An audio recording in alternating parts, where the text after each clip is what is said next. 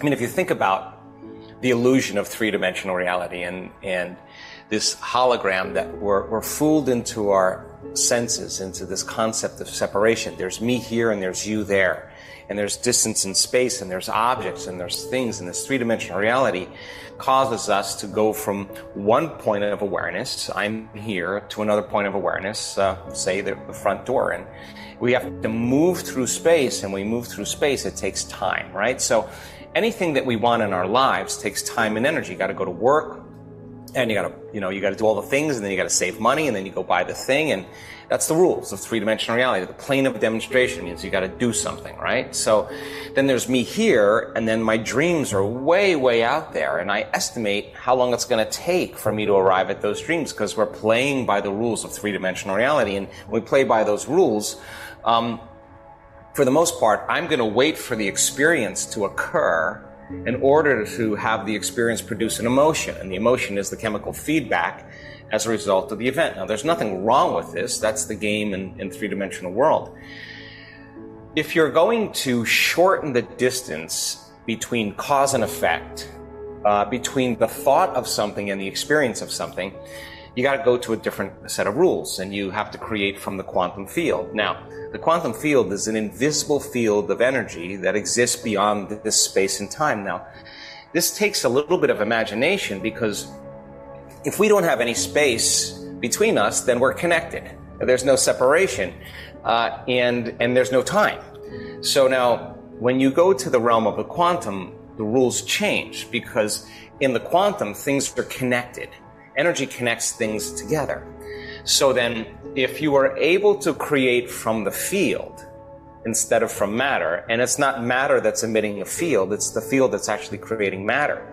If we could change information in the field, we could change the hologram in three-dimensional reality. And it turns out you only need two things to do that. A super coherent brain, super organized coherent brain, and coherence is a rhythm or an order. So when the brain is coherent, it has a directive. It's an electrical charge. It's the signal we send out into the field. We're broadcasting information with our thoughts. Now, most people who have been conditioned and hypnotized into the rules of three-dimensional reality, they're waiting for the experience to happen to feel the emotion of the experience, to take away their lack of separation. Like whatever it's abundance, it's love, it's healing, whatever it is. But in the quantum model, you have to combine that clear intention with an elevated emotion, and that takes heart coherence. So we've done extensive studies in training our community to begin to feel the emotion of the event before it happens. And people say, well, I don't know how it would feel because I haven't experienced it. Well, the answer is really simple. If you felt gratitude, or you felt appreciation, or a love for life, or a joy for existence, and you combine that clear intention with an elevated emotion, the heart produces a magnetic field, and that magnetic field expands out, and it transcends the rules of space and time. When you feel whole, when you feel this elevated emotion, you feel connected, you feel bonded. And so when you feel the emotion of your future, you're connecting to the energy of the future, and your body is so objective. It does not know the difference between the real life experience that's creating that emotion and the emotion that you're creating by thought alone.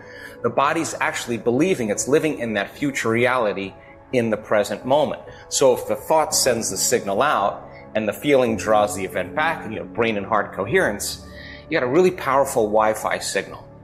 And when you begin to do this properly, you no longer have to go anywhere to get anything. In other words, you're not living by the rules of cause and effect. You're living by the rules of causing an effect. You're producing an outcome. Now, here's the cool part. If there's a vibrational match between your energy, and you've really refined that signal, and you can synchronize your energy, you start having synchronicities in your life, and you start getting universal signs coming to you. You have opportunities, you have synchronicities, serendipities, coincidences, and you're not going anywhere to get it. They're coming to you. Now, think about this. If you're connected to an invisible field of energy, that's the source of everything physical and material. If you were connected to the source, why would you go anywhere? You wouldn't do that. You would say, come to me, right? So by doing this properly and causing an effect, when you see feedback in your life as the result of what you're doing, you're going to pay attention to what you did and you're going to do it again. Now, the cool part is that once you feel the excitement, the inspiration, the joy, the love for life, that's actually reinforcing the feeling that you've created with. And if you create again, you refine the signal a bit more, you get more synchronicities, more opportunities. And the cool part about our community is that they're not saying, oh God, I have to go create my life. They're not saying that. They actually don't want to stop doing it because they don't want the magic to end. They don't want those cool quantum events that are occurring in their life to stop. So it's not like I have to. They're changing their energy. And when you change your energy, you change your life. And I've been at this long enough to tell you that nobody changes until they change their energy. And so when you experiment with this as a process and you learn a particular formula, and we've been refining this and studying it so much in the last couple of years, that the amount of coherence that we see in some of our student community is so incredibly organized. And not only organized, but the amount of energy in the brain, the amount of energy in the heart is higher amplitude. So now bigger signal, bigger Wi-Fi signal, more connection. And so then if you can shorten the distance between cause and effect, between the thought of what you want and the experience of what you want, then you would start to master your life. And then you would start to see, wow, I could actually, if I could do this, what could I do next? And I'm happy to say that people are doing it pretty well. I think that a lot of people who live in survival and are living in stress, when you're in survival, it's not a time to create. It's a time to run, fight, and hide. And so if you're aroused by fear, if you're aroused by anger or aggression, if you're aroused by pain, that arousal actually produces a lowering of energy, a lowering of frequency. You feel more like matter and less like energy, more like particle, less like wave. And if you're matter trying to change matter, there's only a certain amount of things you can do. You can force it, you can control it, you can predict it, you can fight for it, you can compete for it, you can manipulate, you can suffer for it, and do whatever you can to get what you want to make that feeling go away. And now here's the problem. The problem really stems from a person relying on their outer environment to change, to make that feeling go away. So the person who's dependent on the external circumstance, it makes sense that when things are going well in their life, they're really happy. But when things are not going well in their life, they're unhappy. So if you're living by the stress hormones and you're preoccupied with your outer environment, you're not paying attention at all to your inner world of thoughts and feelings, and the response to your environment is literally weakening the organism, every response. And then the thought of the problems, the thought of the challenges, the thought of the circumstances in the life also drains and depletes the body's very life force.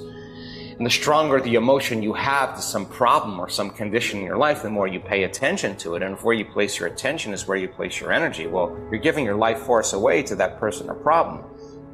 Now, it would be really hard to close your eyes and go within unless you are willing to understand. You'd have to lay down the very thing you used your whole life to get what you want for something greater to occur. And that's turning that battleship around.